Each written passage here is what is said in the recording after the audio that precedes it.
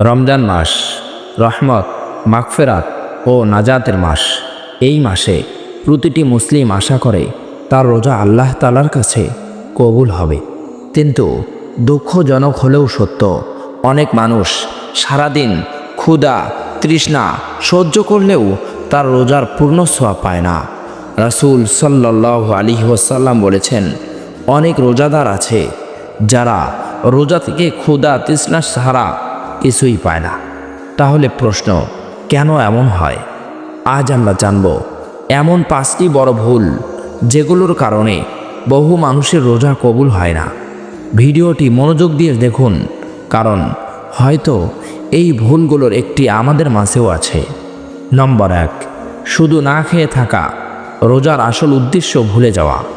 নম্বর 1, শুধু না খেয়ে থাকা, রোজার আসল উদ্দেশ্য ভুলে যাওয়া। অনেক মানুষ মনে করে রোজা মানে শুধু খাবার পানীয় থেকে বিরত থাকা, কিন্তু রোজা এর চেয়ে অনেক বড় ইবাদত।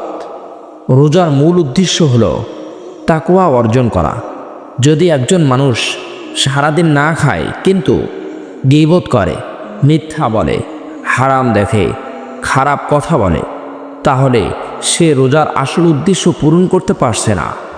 রাসূল সাল্লাল্লাহু আলাইহি ওয়াসাল্লাম বলেছেন, যে ব্যক্তি মিথ্যা ও খারাপ কাজ ত্যাগ করে না, আল্লাহর তার না খেয়ে থাকার প্রয়োজন নেই।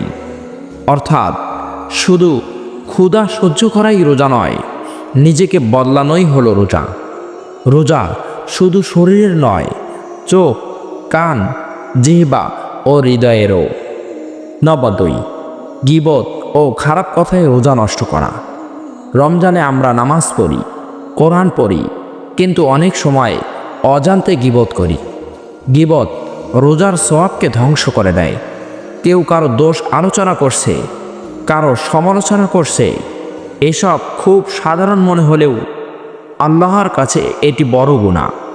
অনেক আলেম বলেন গীবত রোজার সওয়াব খেয়ে ফেলে। নাউজুবিল্লাহ। ভাবুন, আপনি সারাদিন রোজা রাখলেন আর কয়েক মিনিটের কথায় সেই সওয়াব কমে গেল। রমজানে জিহ্বা নিয়ন্ত্রণ করা সবচেয়ে বড় ইবাদতগুলোর একটি। নম্বর 3, নামাজে অবহেলা। এটি সবচেয়ে ভয়ঙ্কর ভুলগুলোর একটি। অনেক মানুষ রোজা রাখে কিন্তু নামাজ পড়ে না বা অবহেলা করে। রোজা ও নামাজ দুটিই ফরজ, একটি রেখে অন্যটি ছেড়ে দিলে ইবাদত অসম্পূর্ণ হয়ে যায়। কিছু মানুষ ভাবে আমি রোজা রাখি, সেটাই যথেষ্ট। কিন্তু বাস্তবে নামাজ ছাড়া জীবনের কোনো ইবাদত পূর্ণ হয় না। নামাজ আল্লাহর সাথে সম্পর্কের মূল ভিত্তি। যে রোজা নামাজের সাথে যুক্ত, সেই রোজা সবচেয়ে সুন্দর। সুবহানাল্লাহ। নম্বর 4, হারাম কাজে জড়িয়ে থাকা। রমজানে অনেকেই খাবার ছাড়ে কিন্তু হারাম ছাড়ে না। যেমন হারাম দেখা, গান বাজনা, সুদের লেনদেন, প্রতারণা, অন্যায় কাজ। এসব রোজার আত্মাকে দুর্বল করে দেয়। রোজা মানুষকে হারাম থেকে দূরে রাখার জন্য। যদি রোজা রেখেও মানুষ হারামে ডুবে থাকে, তাহলে রোজার উদ্দেশ্য পূরণ হচ্ছে না। রোজা মানে শুধু ক্ষুধা সহ্য নয়, নিজেকে পবিত্র করা। নম্বর 5, নিয়ত ও ইখলাসের অভাব। এটি খুব সূক্ষ্ম কিন্তু গুরুত্বপূর্ণ ভুল। অনেক সময় আমরা রোজা রাখি লোক দেখানোর জন্য, সামাজিক কারণে, অভ্যাসবশত, কিন্তু আল্লাহ তাআলা ইবাদতের বাহ্যিক রূপ নয়, নিয়ত দেখেন। ইখলাস ছাড়া ইবাদতের মূল্য কমে যায়। রোজা এমন একটি ইবাদত যেটা আল্লাহ ও বান্দার মাঝে গোপন, তাই এখানে নিয়ত সবচেয়ে গুরুত্বপূর্ণ। রোজা আল্লাহর জন্য, মানুষের জন্য নয়। তাহলে কি করলে রোজা কবুল হওয়ার আশা বাড়ে? এখন প্রশ্ন, আমরা কিভাবে রোজাকে সুন্দর করতে পারি?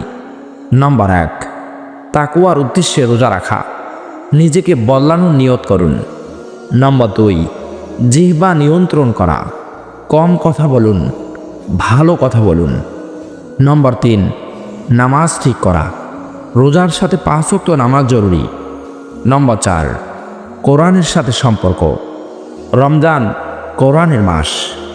নম্বর 5, দোয়া করা। রোজাদারের দোয়া কবুল হয়, এটি বড় সুযোগ। ভাবুন, রমজান শেষ হলো, সবাই আনন্দ করছে, কিন্তু কেউ জানে না কার রোজা কবুল হলো আর কার হলো না। এটাই সবচেয়ে বড় ভয়। তাই আমাদের লক্ষ্য শুধু রোজা রাখা নয়, রোজা কবুল হওয়া। রোজা মানুষকে নরম করে, রোজা মানুষকে ধৈর্য শেখায়, রোজা মানুষকে আল্লাহর কাছে নিয়ে যায়। যে রোজা মানুষকে বদলায়, সেই রোজাই সফল। নিজেকে প্রশ্ন করুন, আমি কি শুধু না খেয়ে থাকছি? আমার জিহ্বা কি নিরাপদ? আমার নামাজ ঠিক আছে? আমি কি হারাম ছাড়ছি? আমার নিয়ত কি পরিষ্কার? এই প্রশ্নগুলোই রোজাকে সুন্দর করে। প্রিয় ভাই ও বোন, রমজান একটি সুযোগ, জীবন বদলানোর সুযোগ। হয়তো আমরা নিখুঁত না, কিন্তু চেষ্টা করতে পারি। আজ থেকেই সিদ্ধান্ত নিন, শুধু রোজা রাখব না, রোজাকে সুন্দর করব। কারণ কবুল হওয়া একটি রোজা জীবন বদলে দিতে পারে ইনশাআল্লাহ। এই 5টি ভুল থেকে নিজেকে বাঁচাতে পারলে ইনশাআল্লাহ আমাদের রোজা আরও সুন্দর হবে। আল্লাহ তাআলা আমাদের রোজা কবুল করুন, আমাদের গুনাহ মাফ করুন এবং আমাদের তাকওয়াবান বানান। আমিন।